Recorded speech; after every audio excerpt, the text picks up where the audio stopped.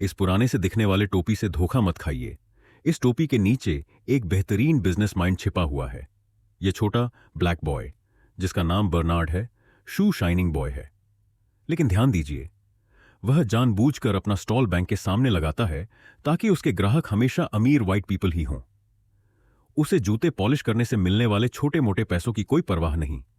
वह धीरे धीरे काम करता है ताकि उन व्हाइट पीपल की फाइनेंशियल सीक्रेट सुन सके जब वे अपनी बारी का इंतजार कर रहे होते हैं। जैसे ही वे लोग चले जाते हैं, यह छोटा लड़का तुरंत अपनी नोटबुक में सब कुछ लिख लेता है। असल में उसे सिर्फ उन वैल्यूएबल फाइनेंशियल नॉलेज की जरूरत है जो वह उनसे सुनता है। बहुत छोटी उम्र से ही उसे पता है कि उसका जीवन भर का सपना बैंकर बनना है। लेकिन यह टेक्सास 1939 है, जहां ब्लैक पीपल को भीषण भेदभाव का सामना करना पड़ता है। उसका फादर दुखी होकर कहता है कि उसका सपना कभी पूरा नहीं होगा, लेकिन बर्नार्ड की आंखों में अपने सपने को पूरा करने का संकल्प साफ नजर आता है। 15 साल बाद बड़ा हो चुका बर्नार्ड अपनी वाइफ यूनिस और बच्चों के साथ लॉस एंजलिस चला जाता है।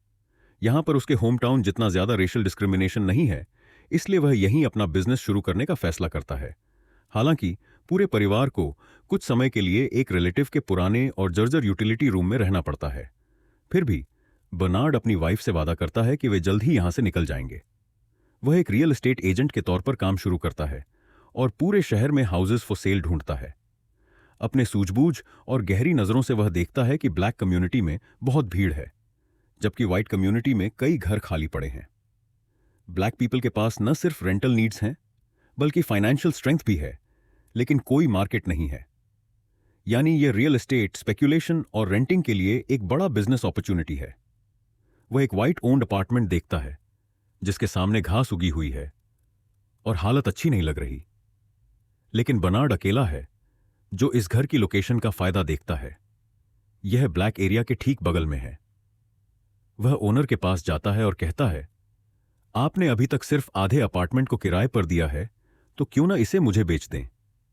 मैं अभी $30,000 दूंगा और जब सभी कमरे किराए पर उठ जाएंगे तब और $5,000 दूंगा।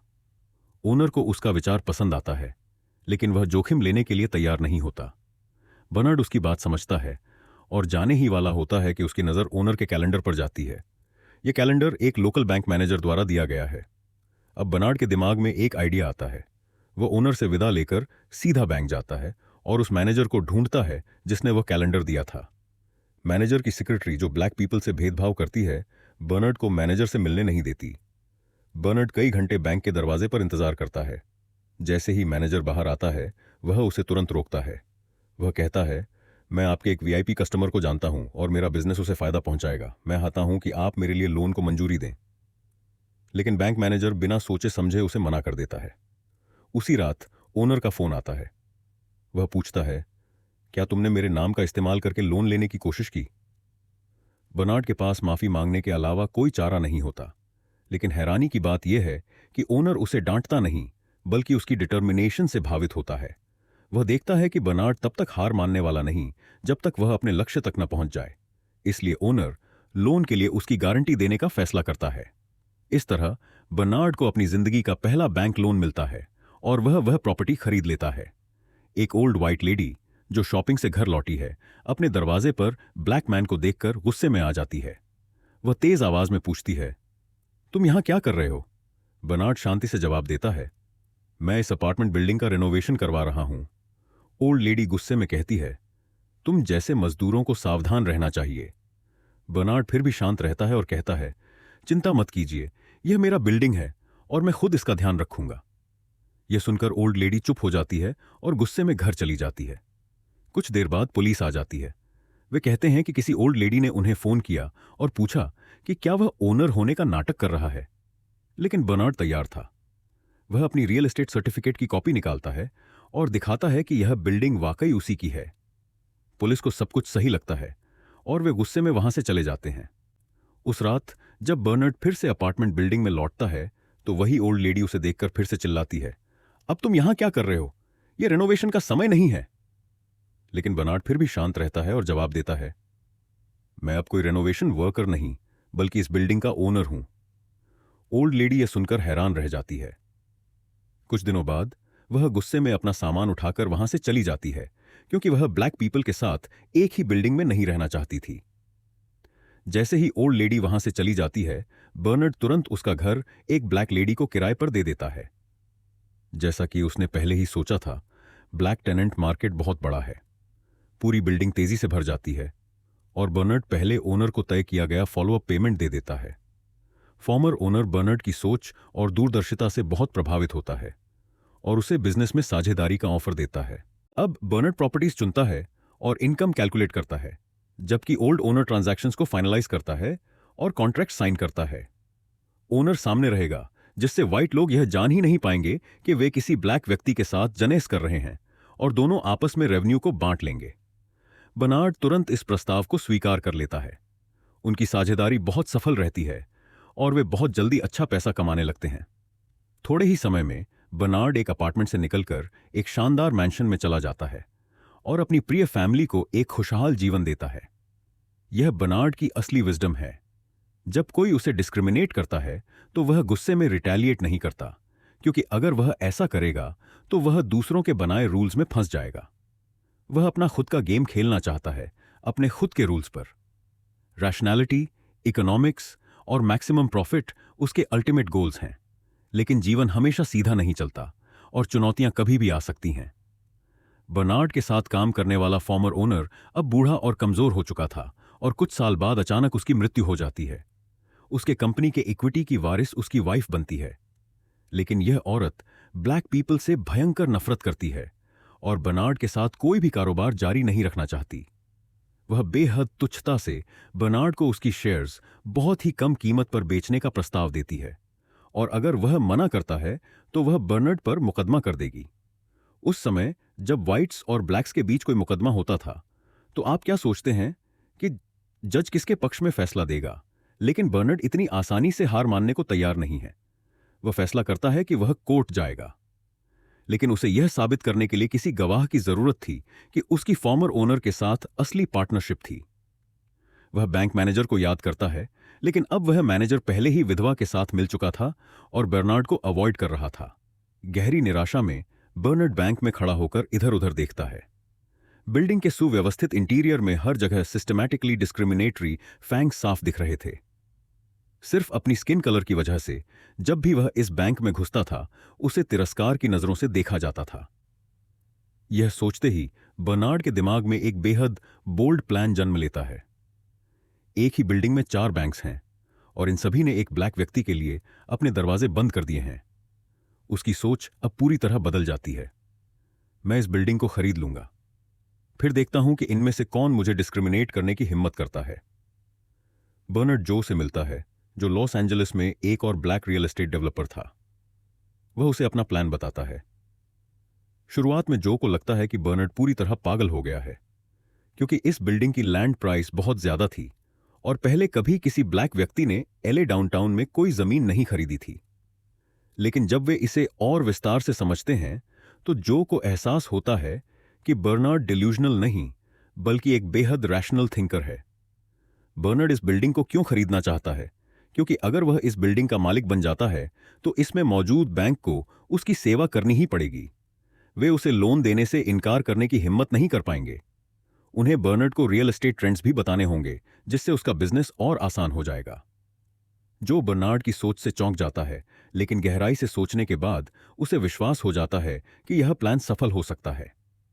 हालांकि जो बेहद अमीर था, फिर भी उसे हर जगह व्हाइट पीपल के अधीन रहना पड़ता था। अगर वह व्हाइट बैंकर्स को उनके ही व्हाइट लैंड पर मात दे सके तो यह उससे भी ज्यादा मुनाफेदार होगा। लेकिन वे अब भी सीधे व्हाइट पीपल के साथ कोई ट्रांजैक्शन नहीं कर सकते थे, इसलिए उन्हें किसी व्हाइट एजेंट की जरूरत थी। इस मामले में बर्नार्ड के दिमाग में पहले से ही एक नाम था, मैट, जो पहले से उसकी रेनोवेशंस में मदद कर रहा था।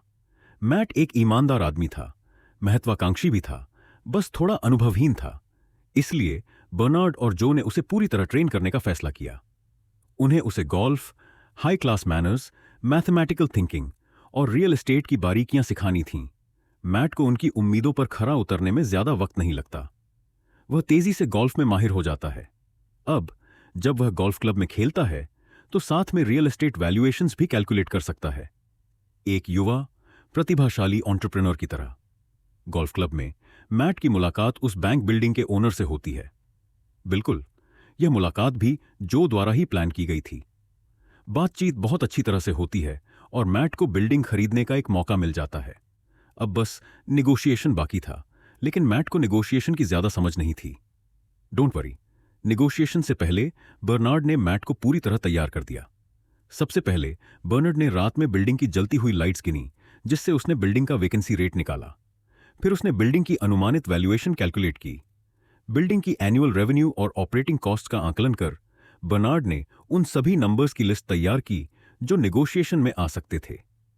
मैट को बर्नार्ड ने ये सभी आंकड़े याद करने को कहा, ताकि जब ओनर कोई भी ब्लफ मारे तो वह तुरंत सही नंबर बता सके। और ठीक ऐसा ही हुआ। बड़े मालिक ने जब अपनी प्रॉपर्टी की बढ़ा चढ़ाकर बातें करनी शुरू की, मैट हर बार एक कदम आगे था। उसने तुरंत सटीक आंकड़े दिए, जिससे बिग बॉस पूरी तरह चौंक गया। उसके बगल में खड़ा अकाउंटेंट भी पूरी तरह से हैरान रह जाता है। वे सब सोचते हैं कि उन्होंने किसी मैथ जीनियस से सामना कर लिया है और अब बर्नार्ड को बेवकूफ नहीं बना सकते। आखिरकार बर्नार्ड वह बिल्डिंग खरीद लेता है जिसकी शुरुआती कीमत $2.4 मिलियन से ज्यादा थी, लेकिन उसे सिर्फ ऑलमोस्ट 56 मिलियन में हासिल कर लेता है। उस दिन के बाद जब भी बर्नार्ड उस बिल्डिंग में आता जाता है, हर बैंक का प्रेसिडेंट उससे हाथ मिलाने आता है। वही छोटा मैनेजर जिसने बर्नार्ड के लिए चीजें मुश्किल कर दी थीं, अब पूरी तरह स्तब्ध है। बैंकिंग इंडस्ट्री के समर्थन से बर्नार्ड और जो की रियल एस्टेट की दुनिया तेजी से फैलने लगती है। वे अकेले ही लॉस एंजलिस की सख्त जोनिंग लॉज, जो ब्लैक और व्हाइट सेग्रीगेशन को बनाए रखते थे, तोड़ने में कामयाब हो जाते हैं। अब कई युवा और महत्वाकांक्षी ब्लैक लोग भी व्हाइट नेबरहुड्स में बसने लगते हैं। कुछ ही समय बाद बर्नार्ड और जो को वाइस प्रेसिडेंट द्वारा भी सम्मानित किया जाता है। कुछ साल बाद 1963 में बर्नार्ड अपने परिवार के साथ टेक्सास वापस जाता है, अपने पिता ब्रिटन से मिलने।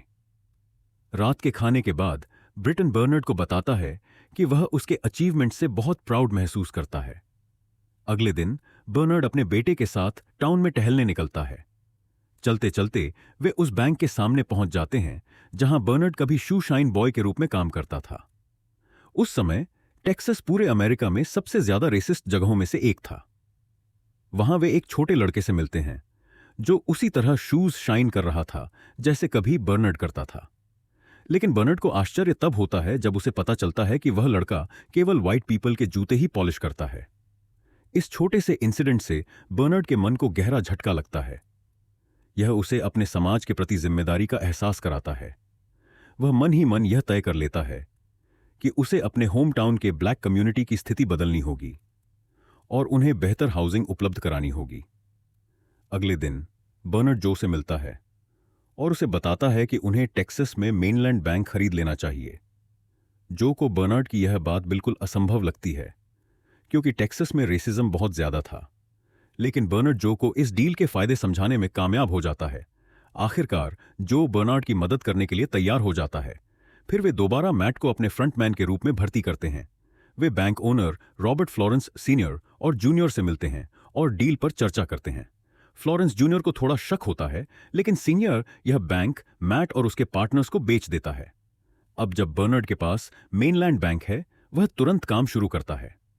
अब वह टाउन के अफ्रीकन अमेरिकन्स को लोन्स दिलाने में मदद करता है।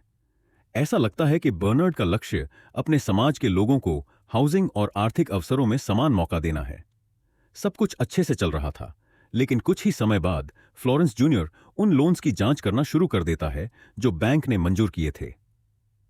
एक दिन फ्लोरेंस मैट का पीछा करता है और बर्नार्ड और जो से मिलता है।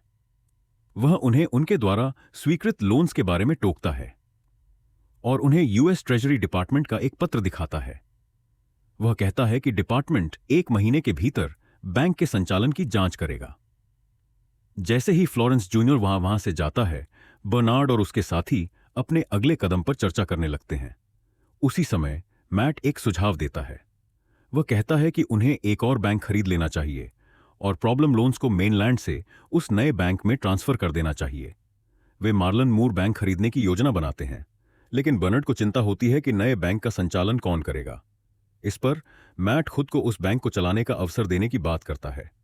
बर्नार्ड को यह विचार संदेहजनक लगता है, लेकिन अंत में वह यूनिस को मैट पर नजर रखने की जिम्मेदारी देकर मान जाता है। आखिरकार मैट को उसका अपना बैंक चलाने का मौका मिल जाता है। अगले दिन मैट एक वकील से मिलता है और उसके निर्देशों पर लोन कॉन्ट्रैक्ट्स पर साइन करना शुरू कर देता है। कुछ समय बाद मैट को फ्लोरेंस जूनियर का फोन आता है। फ्लोरेंस उसे बताता है कि कई क्लाइंट्स अपने पैसे मेनलैंड बैंक से निकालना चाहते हैं। स्थिति और बिगड़ जाती है जब एक फेडरल बैंक एग्जामिनर मार्लन मूर बैंक में पहुंच जाता है। मैट की मदद करने के लिए बर्नार्ड एक जैनिटर के रूप में भेष बदलकर वहां पहुंचता है ताकि वह मीटिंग के दौरान पास रह सके। लेकिन यह योजना काम नहीं करती क्योंकि एग्जामिनर कई गंभीर लोन इश्यूज को पकड़ लेता है। बर्नार्ड को यकीन ही नहीं होता कि इतनी अब्सर्ड लोन्स को मंजूरी कैसे मिल गई। जल्द ही उन्हें पता चलता है कि यह सब फ्लोरेंस जूनियर का किया धरा था। मैट ने जल्दबाजी में अपना बैंक चलाने के लिए प्रक्रियाओं को दरकिनार कर दिया था और वही वकील चुना था जिसे फ्लोरेंस ने सुझाया था। इसी तरह फ्लोरेंस ने चोरी छुपे सारे प्रॉब्लम लोन्स को स्वीकृत करवा दिया था। कुछ समय बाद बर्नार्ड और जो मैट से कहते हैं कि उनका सबसे रैशनल मूव मार्लन मूर बैंक से बाहर निकलना होगा। लेकिन मैट अपने बैंक को छोड़ने के लिए तैयार नहीं था, इसलिए वह अपने पार्टनर्स को बिना बताए खुद ही कुछ कदम उठाने का फैसला करता है। अगले दिन जो को मैट की चाल के बारे में पता चलता है। वह बर्नार्ड के साथ मेनलैंड बैंक पहुंचता है। वे मैट को उसके लोन्स के बारे में टोकते हैं, जबकि फ्लोरेंस दूर से खड़ा होकर यह सब एंजॉय कर रहा होता है। बर्नार्ड मैट से कहता है कि वह उनके बुक्स लाए, लेकिन अब बहुत देर हो चुकी थी। तभी फेडरल बैंक एग्जामिनर्स वहां आ जाते हैं और मेनलैंड बैंक का लाइसेंस रिवोक कर देते हैं। जैसे ही वे बिल्डिंग से बाहर निकलते हैं, FBI बर्नार्ड और जो को अरेस्ट कर लेती है। बर्नार्ड पूरी ताकत से अपनी ग्राउंड पकड़ने की कोशिश करता है, लेकिन यह फ्यूडल स्ट्रगल से ज्यादा कुछ नहीं था। कुछ समय बाद बर्नार्ड और जो अपने वकील से मिलने जाते हैं। उन्हें पता चलता है कि उनका मामला देश में चल रही रेशियल पॉलिटिक्स में उलझ गया है। इसी दौरान मैट सेनेटर मैक्लेलन से मिलता है और अपने पार्टनर्स के खिलाफ गवाही देने की पेशकश करता है ताकि उसे आजादी मिल सके। रात को मैट अपने अगले कदम के बारे में सोचता है और एक फोन कॉल करता है। अगले दिन मैट मैक्लेलन के सुझावों का पालन करता है और सेनेट हियरिंग में अपने पार्टनर्स के खिलाफ गवाही देता है। उसी दिन बाद में बर्नार्ड भी मैक्लेलन से मिलता है और उसकी पेशकश सुनता है।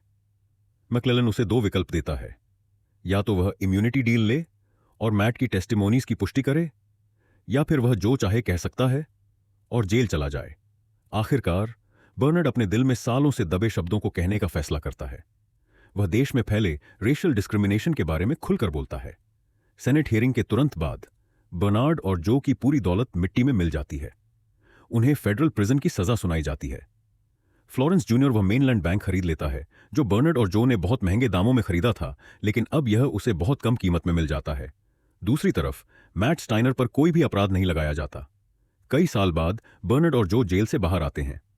यूनिस को यह देखकर अजीब लगता है कि दोनों अपनी पूरी दौलत खोने के बावजूद खुश हैं, लेकिन असल में हकीकत कुछ और ही होती है। जो खुलासा करता है कि बहामस में उनकी प्रॉपर्टीज हैं जो एक दूसरे के पास ही हैं। यूनिस को यकीन नहीं होता और वह बर्नार्ड से पूछती है कि यह कैसे संभव हुआ। असल में जिस रात मैट ने अपनी टेस्टिमोनी से पहले फोन किया था, उसने बर्नार्ड को कॉल किया था। मैट ने बर्नार्ड को सेनेटर की डील के बारे में बताया और उससे माफी मांगी। इसके बदले में बर्नार्ड ने मैट से एक अहम काम करने के लिए कहा, इससे पहले कि गवर्नमेंट उनकी एसेट्स को जब्त कर सके।